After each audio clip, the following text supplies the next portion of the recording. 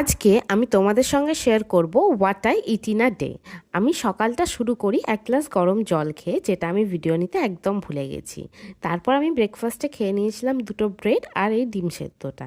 তার কিছুক্ষণ পরেই আমার মা আমাকে বানিয়ে দিয়েছিল এই বিটরুটের জুসটা, যেটা স্কিনের জন্য খুবই হেলদি। কিন্তু আমি এটা প্রথমবার যেহেতু ট্রাই করেছিলাম, আমার খেতে খুব খারাপ লেগেছে।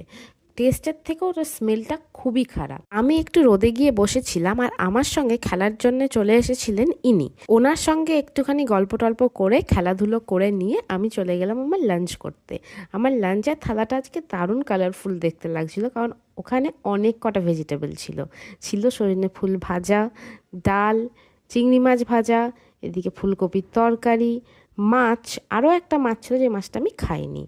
বিকেলবেলা আমার বন্ধু এসেছিলো বলে আমি বানিয়ে নিয়েছিলাম ম্যাগি। ম্যাগি খাওয়ার পর রাতে সেরকম আর কিছু খাইনি। লাস্টেই চকলেটটা খেয়ে আমি দিনটাকে এন্ড করলাম।